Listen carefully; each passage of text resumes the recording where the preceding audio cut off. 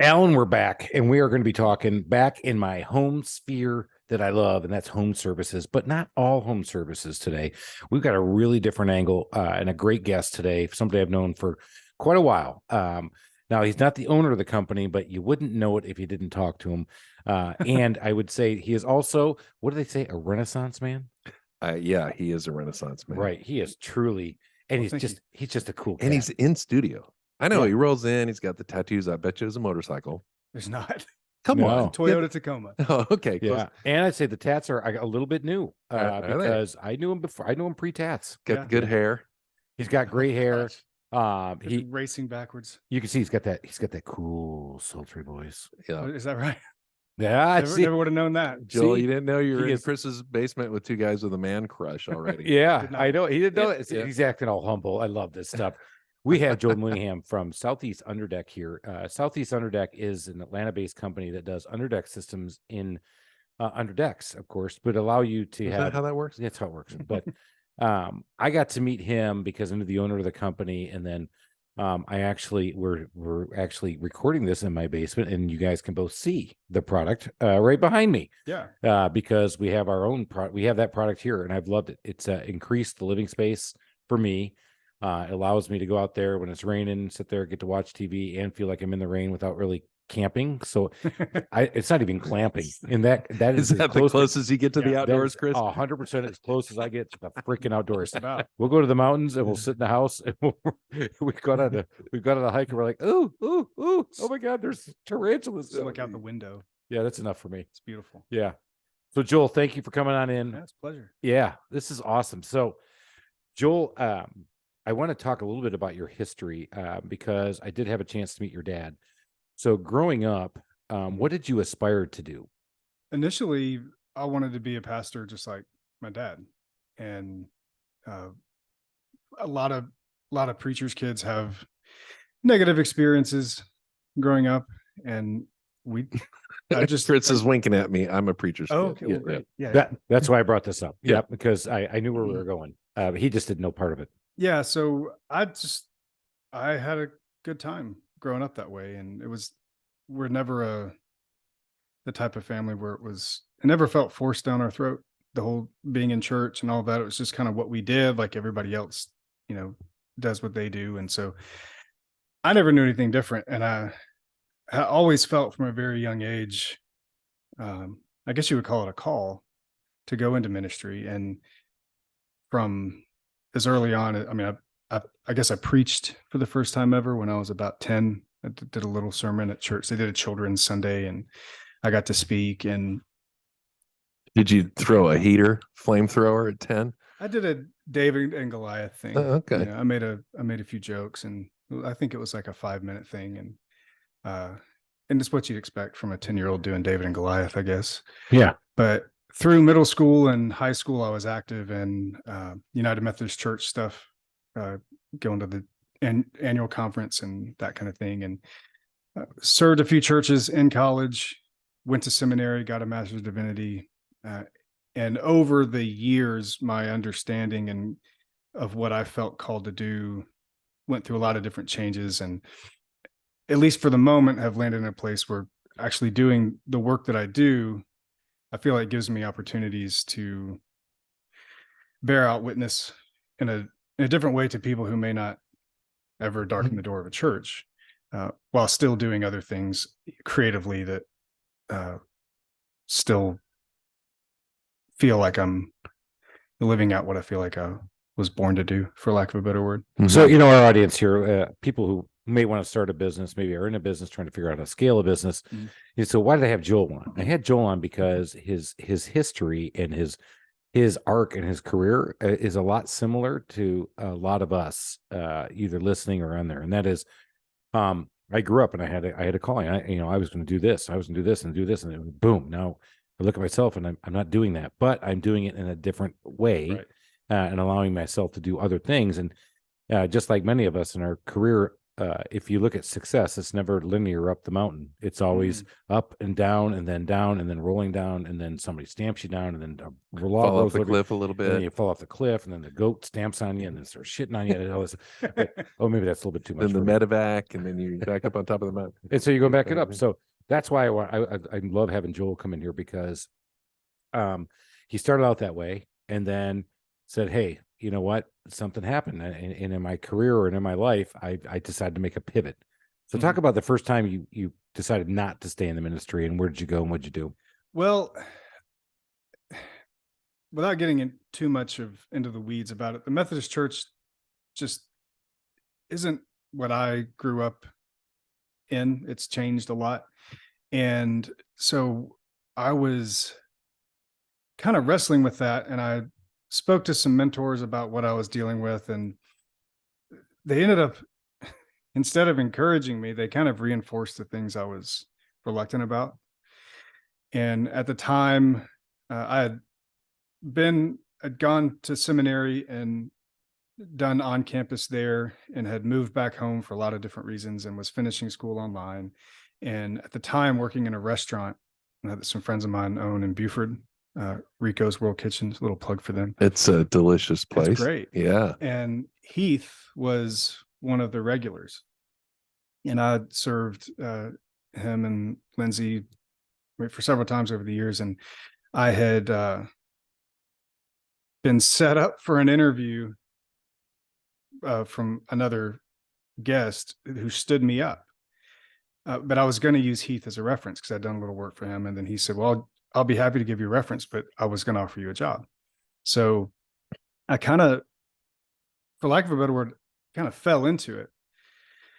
But it ended up kind of suiting some of my strengths and allowed me to do some things I hadn't done before, as far as sales from a more direct standpoint. And then I realized through some conversations with some people that there are people who I can connect with and have an influence on in a positive way that have either been burned by the church or they're just not going to go.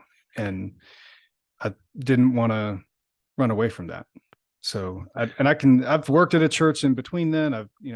I still have found ways to do ministry, but I guess not to go too theological, but like Paul being a tent maker and having a profession and still doing ministry side to side kind of speaks to. So there's a couple of really interesting things he's already said. So number one, he went to his mentors, which I think it's great that you had mentors, and people go to their mentors and are hoping that they give them advice that they weren't thinking about. Sometimes they go in and they're hoping that they tell them, yeah, you're perfect. But in your case, I think you were expecting them to talk you out of what you were thinking. And in this case, they reinforced it. Yeah. And none of them meant to. I mean, they were the things I brought up that were concerns about.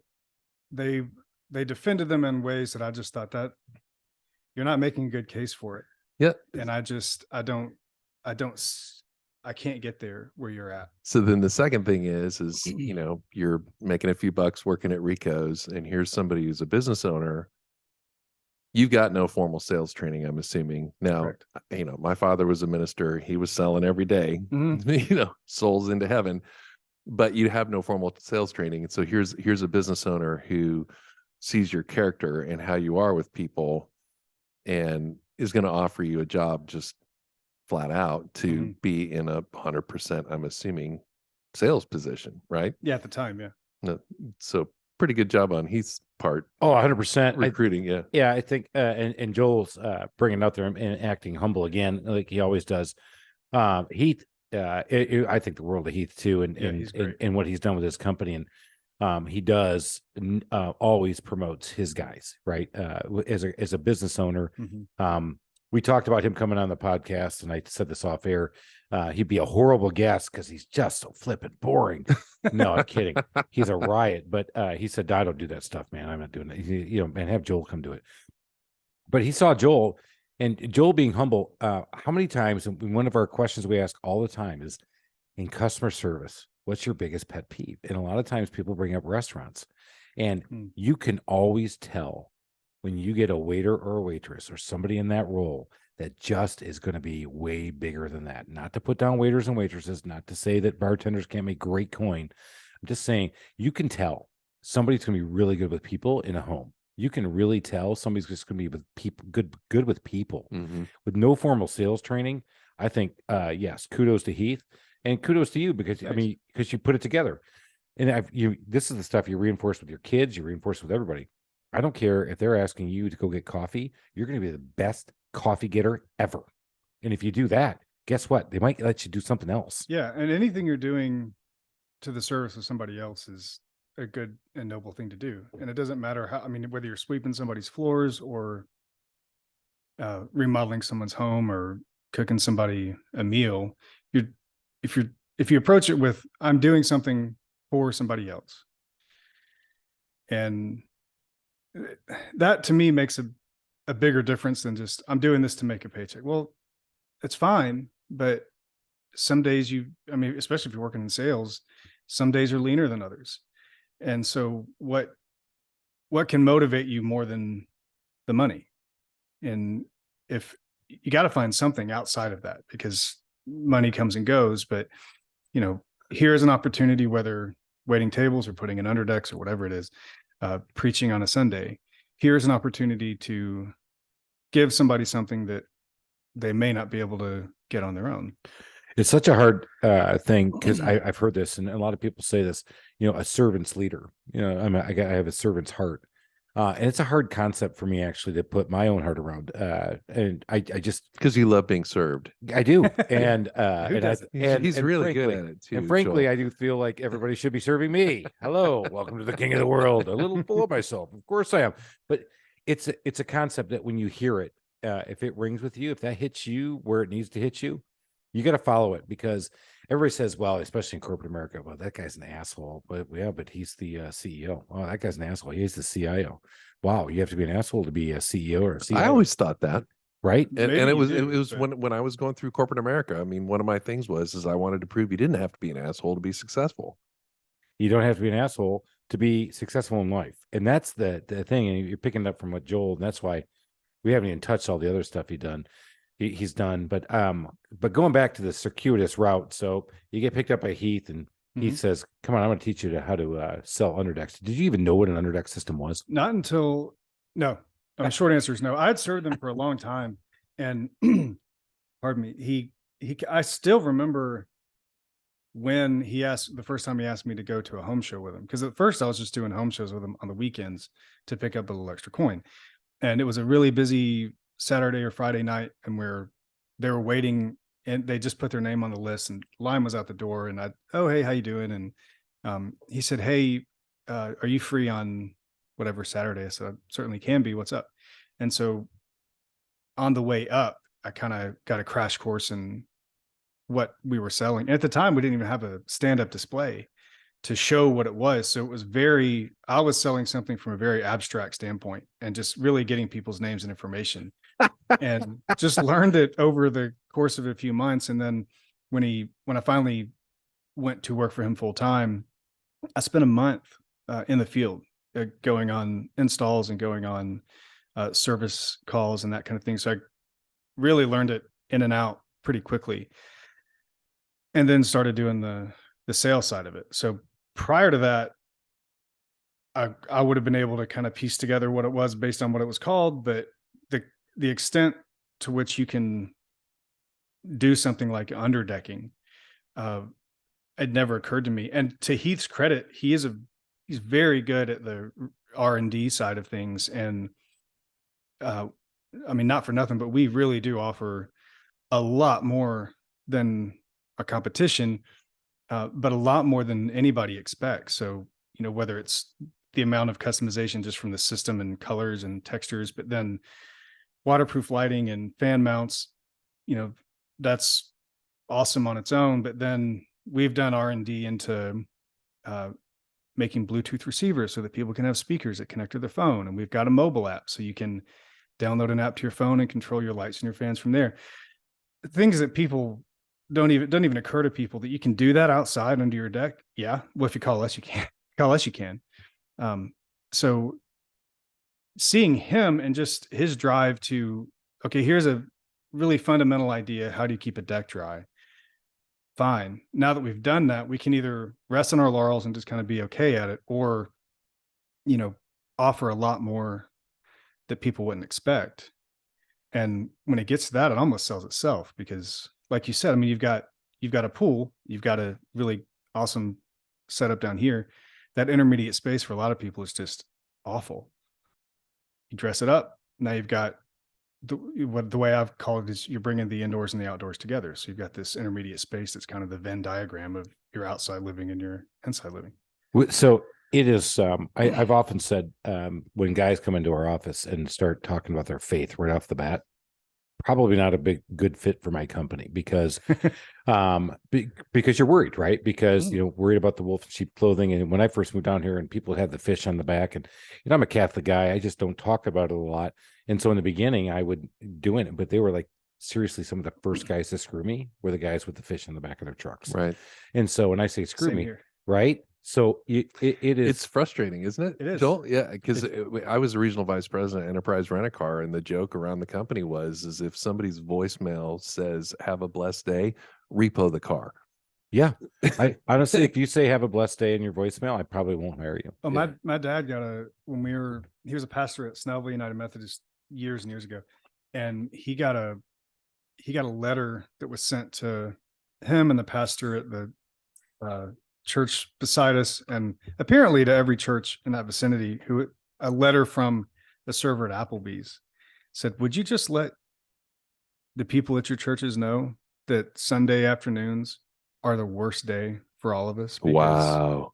church people come in and they can be rough. I mean, and I say that as a church person, I grew up in it. I've done it for a living. And yeah, unfortunately, bad rap, man. Bad rap. Yeah, I agree. So the reason I bring that up is because one of the things you also have to talk about as if you have a sales organization, and you all do, whether you know it or not in your company, if it's just you, if you're a solopreneur, taking more words. Nice, yeah, I love it. Word. Hey, thank you. AMA, Chris, huh? Thank you. I'm all about it, baby. I'm Ask all me about anything. it. Anyway, so you come back to it. Your sales guys sell at their lowest level of belief. You just got done listening to Joel talk about the Underdeck system and what they do in the R&D, and you can see already this guy's belief in his system. If he came to sell you on your Underdeck system and you wanted to put this in, and it's a specialty niche product, you have to have a second story deck. You got it. By the way, I love this because one of their other sales guys, Glenn, he called me. He said, I literally went on a call with a lady said she wanted an Underdeck system and she had a ranch. And that happened to me this week. Really? There's no structure to put the Underdeck in. What did she think it was going to do? They just wanted lighting in their porch. And they saw that we have lighting for underdecking. Oh. And then, so I get out there and I can already see when I drove up to the house, there's not a hill. And I thought, well, maybe there's something I can't see. Maybe there's an upstairs that goes out, 'cause it was a 2-story house, but nothing. And they had a covered porch with a roof and then a ceiling. And they said, we just want lighting in here. I said, yeah, you need to call an electrician because y'all are in Peachtree City and we're in Buford. And you need a deck to put an Underdeck system in. We're not Southeastern lighting company. Sounds like the appointment makers need to do a little more quality. Well, I don't know about that. Hey, Heath, do not stick Holly on me. If she's the one making those calls, I do not want to hear from her. Because I've had just one man's opinion. I'm just, fly on the wall. Just for the record, Heath, that was not me. That was Alan Wyatt. You can hit him at Alan Wyatt at AlanWyattJr.com. Holly's rough, bro. Nice. Yeah, I'm deflecting that one in a heartbeat. But going back to the belief system, my tire slashed by Holly now. Oh, she's tough, man. Heath came out. They added some other stuff, and the guys were finished. I said, "Hey, man, I got to run. I'm good for it." And my office forgot to pay like the next day, and the voicemail from Holly was brutal. She didn't know who I was yet. Not that that's important. Well, yes, and of course it is, Alan, because you know who I am. I always think it's important. But she laid the lie. She's like, we expect payment at time of services rendered, and you have not paid. You need to call me back as soon as possible to make this payment and make this correct. Goodness. Yeah, I was like, oh boy. Ooh, yeah. But no, go back to the belief system. That's huge because you want to get your sales guys to believe in the product and the service that they're delivering, because that helps you. It helps you in your sales process. And I think in your business, you're always working on building the skills of your sales guys who do it. And I know that that's not your be all end all, Joel. And I know that's not the biggest thing for you. However, it does, it does things. So, and I was about to say put food on a plate, which I hate that phrase. I really hate that phrase. But it does. Yeah. So you left for a while. Yeah. And tried ministering full time. Mm-hmm. So talk a little bit about that experience. You decided to make the move. You know, you felt like, hey, I got a good guy, I got a good company, but I got to go do something else. Nothing against this guy. I got to do this. Talk about that for a minute. Yeah. So I've been a part of a church and for a very long time, and wore a few different hats as a volunteer there, did artwork for the church. I was on the preaching rotation, and they were looking for somebody to coordinate and build up the small group area of the church. It's a small church. And so I went to Heath, and Heath knows me, and so he knows this is something that's important to me. And so I said, this is what's going on, and obviously no hard feelings, but this is where I'm at. And so he said, I understand, do what you got to do. And during that, I don't even know how it came up, but I think it might have even been from him. Hey, we're trying to build up the social media piece. Do you want to do some of that while you're doing the church thing? Because the catch with the church was that I was going to have to fundraise my own salary, which is a really frightening prospect. And I was able to, again, thanks to a lot of the connections I'd made doing this work, I was able to to do that. And so went on staff to do small group ministry. Started in January of 2020. I think we all remember that time. Yeah. That was January was great. January was fine. January, he's off ministering to people and making people better. I was going to Vegas. Oh, I've never been to Vegas. Still. But I'll tell you more about that. Then in March, we shut down, and we were shut down for a year. And churches took a big hit in this, Yeah. right? And okay, so I admittedly a Catholic guy. I'll come clean, man. I really love watching church on TV now. And I'm not going as much as I used to because I love the 30 minutes. I told my dad when the message starts, and so it's on, because the Catholic channel, right? I can turn it on Sunday morning. It's 30 minutes long because I got to be done. Hard stop. I love it. And my dad's like, I'm Chris, sure God's glad you can squeeze him in. you know what? Yeah. And so also God and I get to share a cup of coffee. oh yes, So anyway, all right, back to you. oh Joel. yeah. So I'm there to do small groups, and we can't meet, and so trying to figure out how do you build a small groups ministry from scratch in a time that nobody in our lifetime had to Right. deal with. No contact at all. Yeah. Right. And that was really tough. And I mean, so that just is what it is. In the meantime, also maintain a relationship with Heath. And during that time, I met the woman who I would marry, and Stacy. Okay. Yeah. Is Stacy going to listen to this? I certainly hope so. Okay. She knows I'm here. Okay, good. You have a So- twinkle in your eye, Chris. Why? No, because I tell you what, he really loves his wife. I do. See, I really do. we're just going to leave it at that. I've been married a long time, So and she will not be listening to this. there, through I don't want to get into too much of what ended up happening that kind of precipitated me leaving church, but it came to a point where it was like, it's obvious this is not going to be something that's going to be a good fit for the long term, especially if I'm planning on marrying this woman and moving to Woodstock. And so leave that where it is. While that's going on, I reached out to Heath and I said, this was, you kind of feel silly because you go off to do something and you have your tail between your legs when you make that call. It kind of felt that way. And Heath, to his credit, he really is he's awesome. And so I said, here's the situation. Is there any room still on the sales side, even if I have to do it do it part-time or whatever? And he said, yeah, come on. All right. So if Heath ever listens to this, number one, I'll tell him, you're not that awesome, buddy. Slow it down. Slow your roll. That was Joel just kissing your ass, right? Hey, this is Chris. Give me the real shit now. So just slow your roll. No, he's great. But credit to you. And that's the one thing I wanted to bring that nugget up. So Joel decided, personal thing, nothing. He didn't burn the bridge. And in construction and in our world, the burning of the bridge is almost an hourly thing, not even daily. That's how often it's like an art form, isn't it? Oh, they are so good at it. And they don't just burn it, they blow that sucker up. They take out the river, they're trying to take out the entire state. And if they can get the country, they probably will try that too. Yeah. And so some people will. Great job for not doing that, because brother, this world it's a lot closer than you think. I know we keep talking about the world is huge.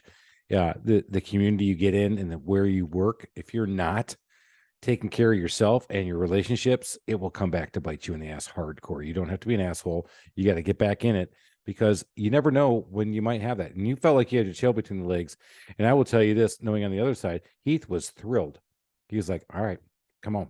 Because I know you, I know, because I know you, I know what you're going to do. And I know I want you in my business. So as an owner, he wasn't thinking that at all, and didn't take advantage of it. No, he really didn't. It was like nothing. I didn't really miss a beat. And you're talking about burning bridges. One of the things my dad always instilled in me, my mom too, is always leave a job or leave any situation better than you found it. And don't burn bridges with anybody ever. Like, leave on good terms with anytime you can. And I've managed to do that a good bit, and certainly in this situation it really did make a difference. So just, I guess speaking of advice is simply, every person you meet is an opportunity, not for friendship and the things that we all need to be human, but you never know what help somebody might be to you, or that you might be to somebody else. And, as much as you can, as much as it depends on you, keep on good terms with people. It's hard, easy to say, hard to do sometimes, especially if you got a fiery personality like one of us in the room. Geez, Alan. Sorry, I'm going to therapy for that. You seem real hot-headed. Yeah, he's crazy. He's crazy. He's out of control. He wants to burn everybody. And Chris is over here ready. I got Molotov cocktails. I'm like, you can come in here. It reminds me of the scene from The Town. Ben Affleck comes into Jeremy Renner and says, I can't tell you what it is. I can't tell you what we're going to do, but we're going to hurt some people. Jeremy Renner looks at him and says, whose car are we taking? That's a great movie. Yeah. And that line is, that's the people you want in your company. Whose car are we taking? And so, and so that's obviously that's the anti-God thing. But anyway, back to Joel. So you go back to Southeast Underdeck. You meet the love of your life. You get married. You're doing this, but now you're starting to do all this other stuff. And I want to make sure we touch on this, because you are truly a Renaissance man. And so Southeast Underdeck is the 9 to 5er, but there is some other stuff going on. So what else are you doing? During the pandemic, I started a podcast, and that's kind of hit or miss, because it's a one-man show. And, now with a wife and 2 kids, it's simply not as much of a priority. But I still have things that I plan out and then execute with that. Welcome to a 2-man show. Yeah. Yeah. That clinkier in the background is Alan getting so excited that we're a 3-man show. Yeah. All right, baby. That's 2 weeks in a row. I've almost broken some beer. Yeah. You know what? It's so much more fun with a partner, though. As long as you don't get slivers of glass in your fingers. Probably. That- Oh, I blasted half of a case in Chris's basement last week. yeah. When we were recording last week, You got he's a like, mop? right before we get going, he goes, "How's your day going?" I said, "You want to hear how my day's going?" And I was like, I laid it all out. I mean, everything that could go wrong was going wrong. Everything. I said, "We're here now, though, man. Let's get podcasting. That's what we got to do. We got to amp it up. We got to tell people the good things. We got to get after it." He goes, "You want a beer?" I'm like, "Yeah." And I hear him in the background, and all I hear, "Uh-oh." Uh-oh. I'm like, "Hey, do you have a mop?" I'm like, "Oh, Oh, no. wait. Oh, my God. It can't get any worse." And we ended up drinking some of the broken beer. Don't, again, advice, gold nugget, do not drink broken beer. Broken But- anything. Goodness. Right. I know. When you're cheap, I mean, you're like, well, what's a little ulcer? I mean, what's a little liver bleeding? What's a little, What difference does it make? come on, it's all good. Little intestinal discomfort is worth a good cold. All right. So you're doing the podcast. Are you still doing the podcast? I haven't since Christmas time. So kind of what I landed on with that is when I get enough ideas together to kind of have a few scripts and then bang them out and then put them out and then kind of it goes to seed for a little while, and do a little writing through there as well. Stacy is a creative person as well. So we both like to decompress by doing artwork. And I got my BFA in photography and drawing. And so we also find time together, like at the end of the day, she'll paint and I'll do, whatever paint, or I've been doing linoleum cuts recently. So, What is that? Is it like mosaic? Yeah. or- What's up? In fact, it's a type of printmaking. So you Oh, you got can it. do it with wood block. You can do it with linoleum. There's different pros and cons for each one, but basically you're carving in relief, and so you have to think of it In negative. backwards Yeah. and negative. And then you can, with whatever image you've got, you can make the same image over and over. And there's really high-tech ways, screen printing and things like that. And I do it just very low. It's, tech, it's where block just- printing with block linoleum. printing, yeah. Okay. and so that's kind of been for art, what I've been doing most recently. And I've always loved watercolor and kind of doing that.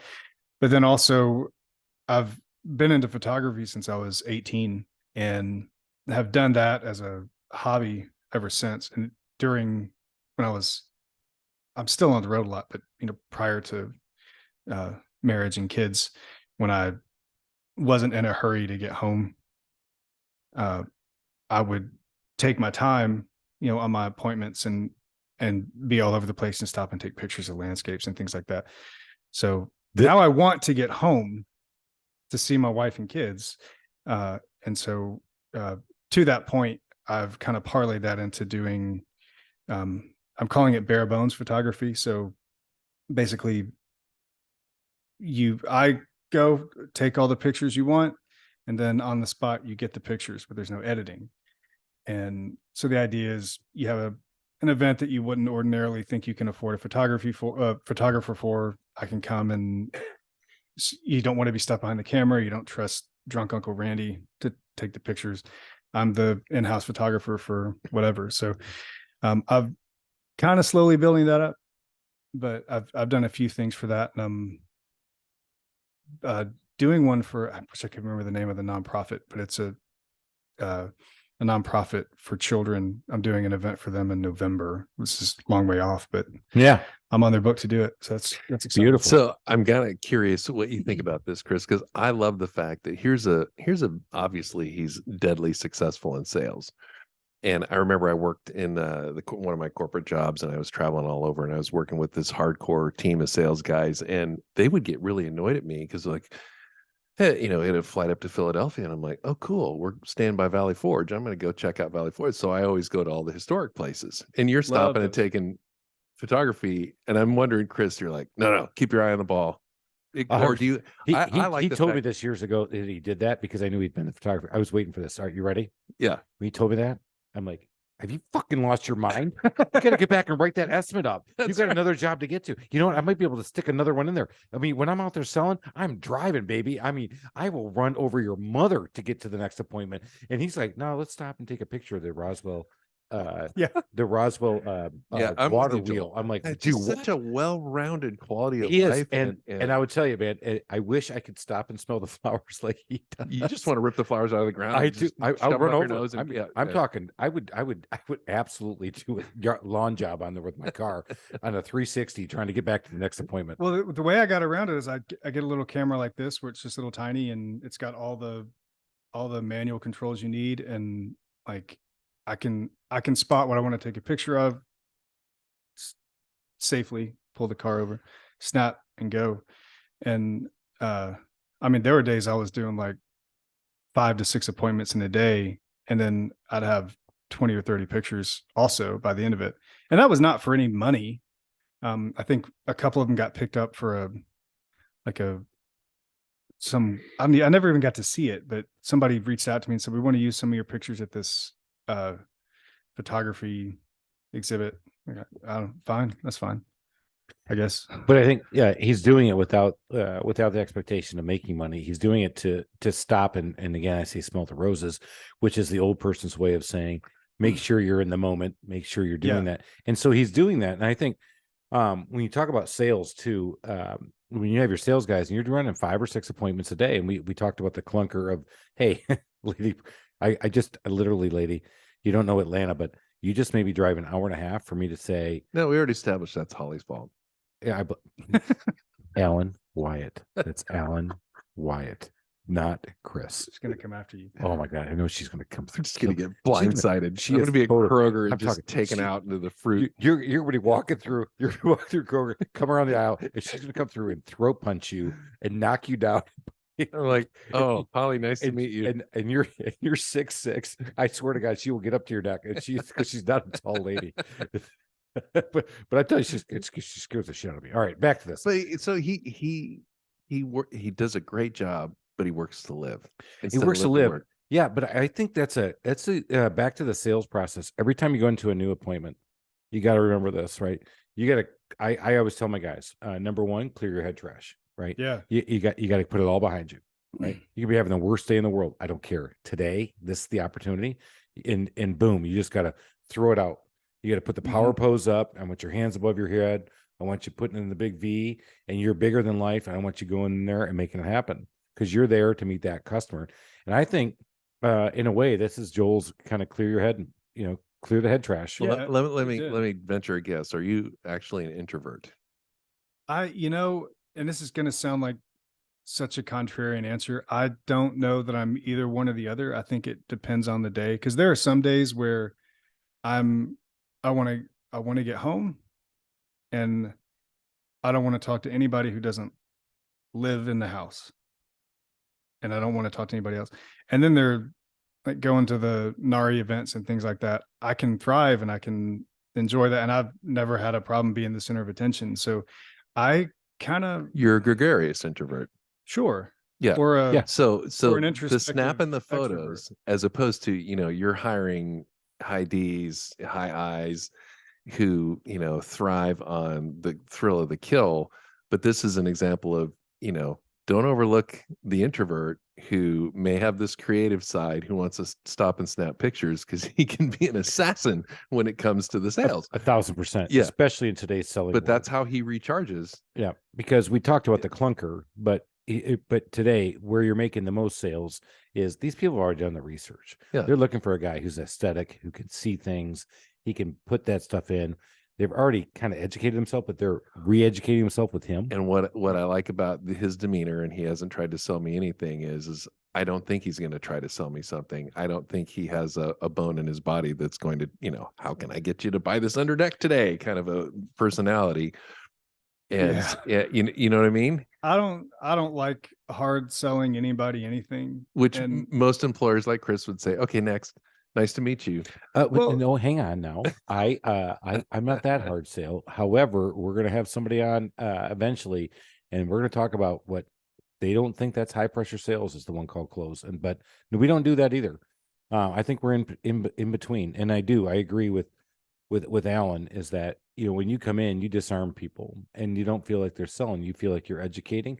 I feel like you're serving them. Mhm. And then they'll buy based on your education of them. And if they went up the know, like, and trust. And I guarantee you, I know what your answer is going to be. Have you had somebody say, well, what do you think I ought to do? That happened today. Yeah.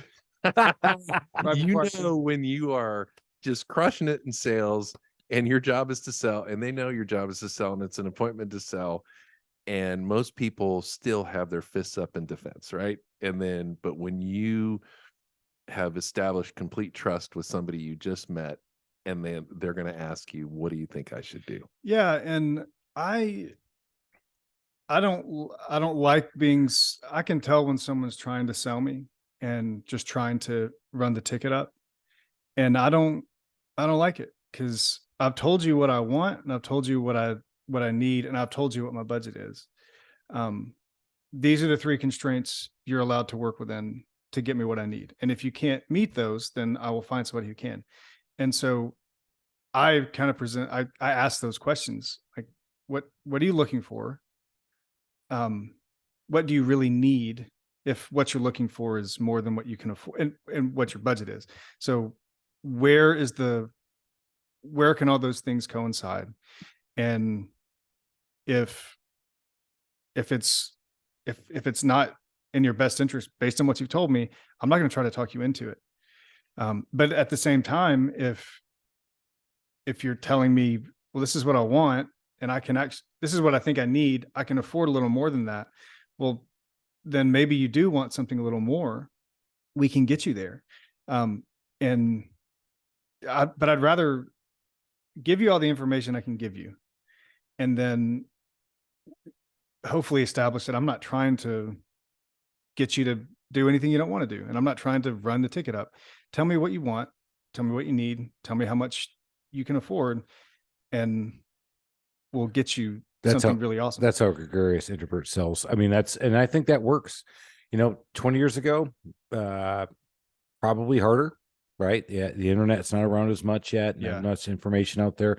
Got to be a little harder on people. Well, and the challenge sometimes is they may know what they want, they don't know what they need, right, and they don't know how much it is. So they may not give you a realistic budget. Right. So when you're saying, I've got these parameters, when I'm dealing with a salesperson, you may not know what that budget really should be. Yeah. I mean, for example, I've got Chris is going to build a cool little speakeasy barbecue deck for me. I have no idea how much it's going to cost, and I'm terrified to find out. But I trust. Yeah. What? Oh. I trust him enough. As much as you want. Well, yeah, there's that, especially if I get the Underdeck and the Bluetooth everything. But I'm thinking that's really cool. Yeah, but we have to put it under your deck, which you wouldn't go under. Well, I may want to go under my deck now. You might. Yeah. All right, we're starting to come to the end. I know we could go on forever. This was again, Renaissance man who can sell, but showing the arc that a lot of people go through as you start your own business has been amazing. And that's the parallels. That's why I wanted to have Joel on here, because I think Joel, amazing career so far, amazing life so far. Thanks. Yeah, it's exciting. While you didn't start your own business, boy, you've been right around it and you've seen it. And we talk about this a lot. The adrenaline rush I get from starting my own business is amazing, but also the career path and the trajectory was so circuitous, and it's all over the place to get to where you want to be. Yeah. And you did it too. And you've done it, and you've really done it with style and class. And although I will say the one thing, the photography, the art, I went to the art link and it says under construction. It's under construction. I'm trying to revamp that as just kind of because I still do artwork. I began doing more of the linoleum, the lino cut in the past couple of months. And so I wanted to kind of clear everything else out and then kind of reintroduce those to the website. So I'm still trying to dig it. We didn't even get into the music and writing. No, I know we didn't get into music and writing. All right. What do you play? I play guitar. I mean, I've got a little time. All right. It's up to y'all. You want to play a song? Shall show. It's funny is I try to learn the guitar, and my string is broken upstairs. I still haven't ordered the Your string. string. I broke one of the strings, and I got to restring it. And haven't done it. It's Anyway. yeah, it's like changing the oil for your car. Like you know you need to do it, and I don't want to take the 30 minutes out of my day to. How often do you to- play guitar? Is it daily? Is it weekly? I haven't played it as much recently, just because there are so many other things that I'm kind of doing.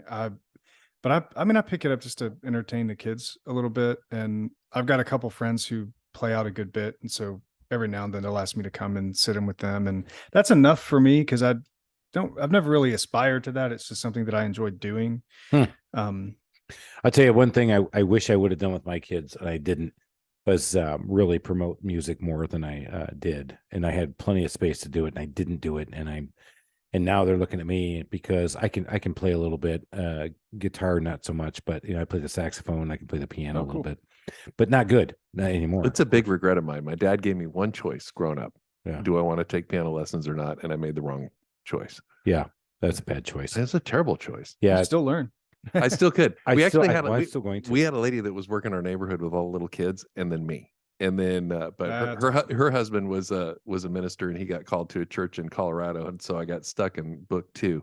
But I was so happy, here I was a corporate executive, and I was taking my piano lessons with all the 7-year-olds in the neighborhood. Yeah. There's a story that Albert Einstein, gosh, I can't talk about Einstein. He would play violin every day and was never any good at it, but simply because that kind of dexterity exercises a different segment of your brain, and it was just something he did to. The music's pretty mathematical too. Very Yeah. mathematical. I was going to say That's that. why So I don't know music. our very well Beth in the guitar. mathematicians are musical virtuosos. Yeah. So I'll tell you, love that. I've never played guitar, but my son is self-taught, very good, and I'm into woodworking, and so I built him I built him I built 2 total, but I built him a cigar box guitar. Those are awesome. Yeah, they can get really cool. And the first one I did was acoustic, and it kind of has a bluegrass sound to it. Mhm. Do you know the history of these things? I do. Yeah.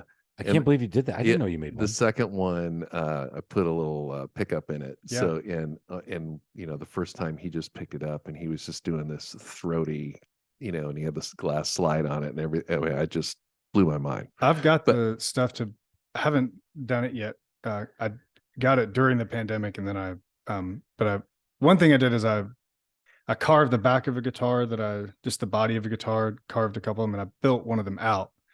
Like put all the electronics and everything, but I bought the stuff to make a lap steel, because that's just a really simplified.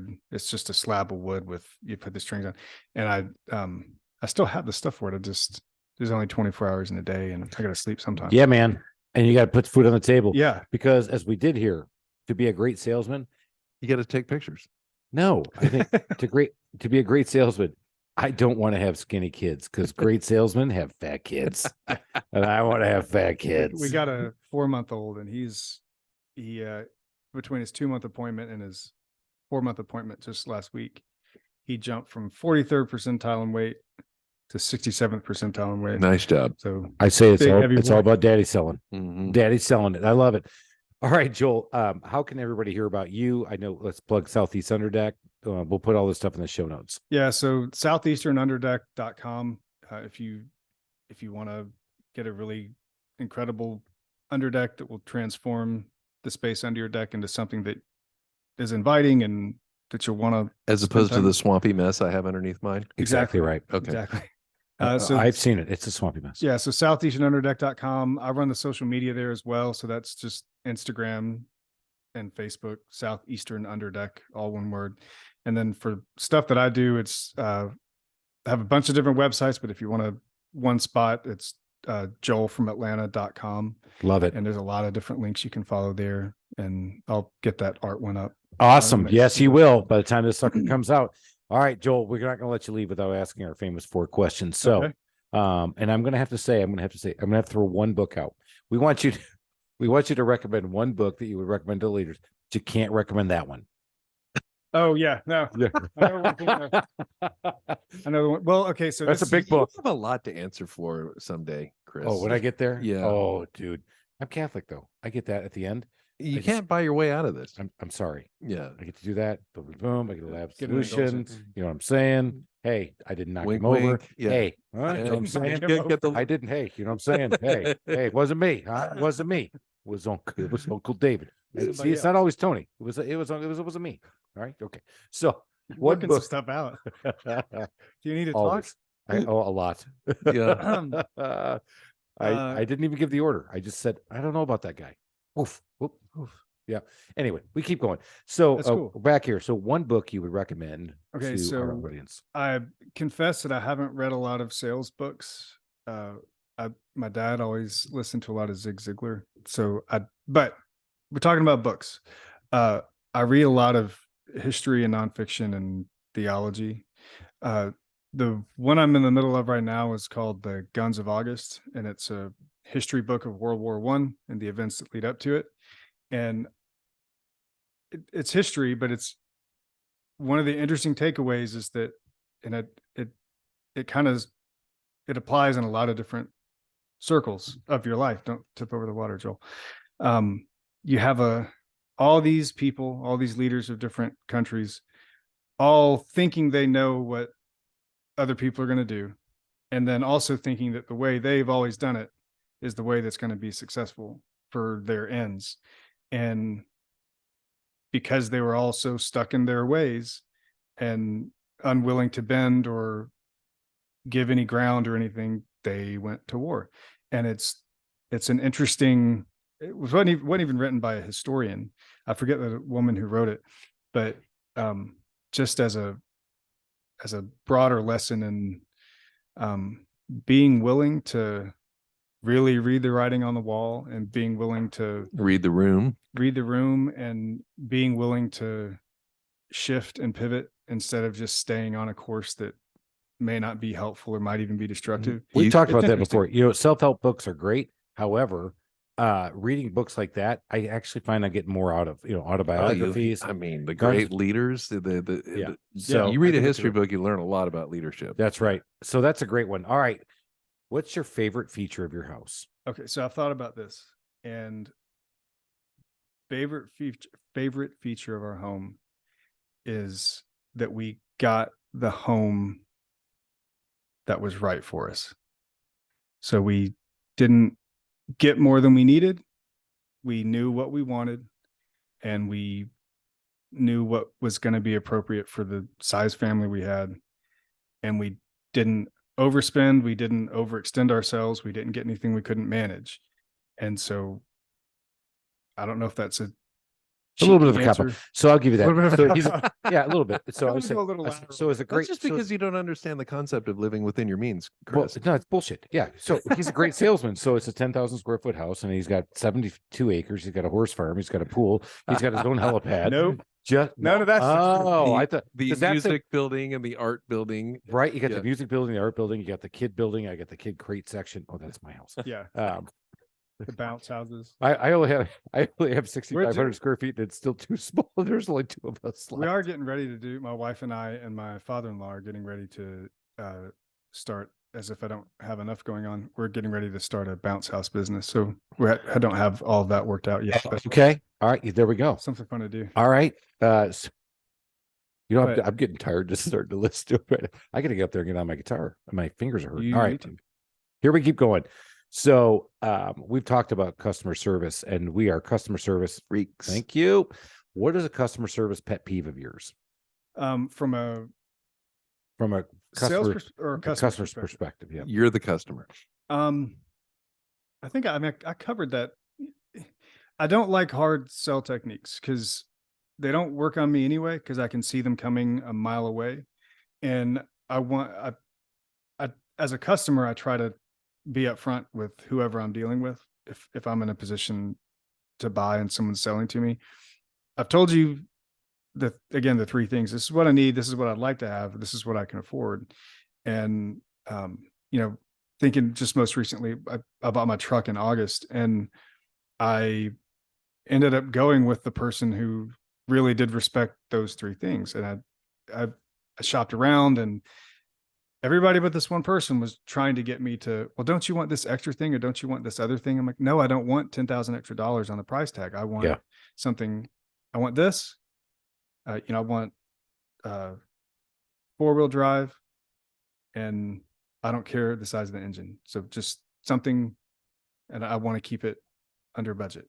and found a guy that was willing to do that. So I don't want to be sold to in a way that's not respecting what I've told you I want, need, and can afford. That's good insight, and it's important, especially in today's world. You can be the high pressure sales guy, but there's always that regret, and there's the 3-day rescission thing anyway. So you might as well sell them on what they want, what they need, all fitting it in there with their budget. And so I think that's solid. All right, we want a DIY nightmare story.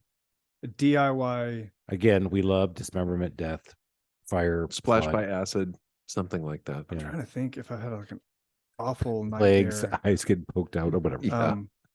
Because I'm remembering that I misread the question because I was thinking of an awful story that happened with a contractor at our house. But a DIY, I don't know. I think we learn the best when the mistake happens when we did it. When somebody else does it, I don't think we learn the mistake as well. No, and so that's why I say DIY. Now you're in the business and I know it with me, but I got plenty of, I almost burned that kitchen down. Two guys rolling around in the yard in front. I mean, I've got all kinds of those kind of contractor nightmare stories, but I think you always learn best. Well, about the only thing I can think of is when we bought the house, there is a koi pond in the back. And so It's between the music building and the art building. oh, really You just- overselling me. Seriously? I mean, now he's growing the koi. The pasture is on the other side of the koi pond. Yeah, see, I knew Yeah. it. Yeah, I gotta I knew it was 10,000. take the ATV out to it. See, I knew it. He's a But great salesman.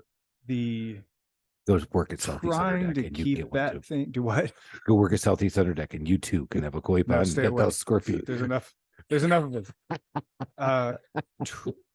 Trying to keep that thing clear and going, because the people before us, they were retired, so they didn't have anything to do but maintain the Putter around with the Koi koi. pond? Yeah, really. And that's Keep the hawks away. that's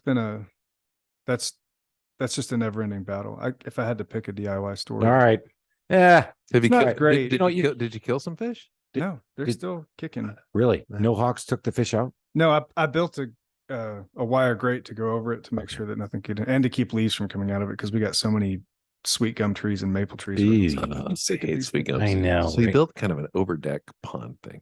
Right? He needs an underdeck for his pond. I think we're onto something, Alan. We are now going to come up with your koi pound underdeck. We're competing against Southeast Underdeck. Joel, thank you so much for Thank coming in you. here. It's been great. Awesome. Man, of this has been fun. a blast. If you didn't pick something up today, you lost it. You got to listen to this thing and figure it out because there's a lot going on. You have a lot got to do. We've talked about servant leadership, just having servitude and having that right mindset can get you where you need to be. You don't always have to be an a-hole to make it happen, but you can. That's big of you to admit. For him, Oh, not for me. Oh, okay. Yeah, we're still here, baby. I'm here all day. Don't forget to go out there. If you listen to this thing, man, go out there and do me a favor, man. Follow us, rate us, review us. Let's hear how we're doing. You want to hit me up? You can always hit us up. I'm at chrislalamia.com for all the deets on everything I do. You can go out and find out what we're doing. You can also send me a message on something else you want to hear about because Justin sent us a note, and that was awesome. I love that. That was a great hit from him. I just enjoyed that. We're going to figure out how to work that thing in there, but I got some great guests coming in later. They're going to help us out. And so let's just keep doing it, man. Keep going up that mountain and we will get up to that top of success. We're out of here. Cheers, Y'all everybody. take care.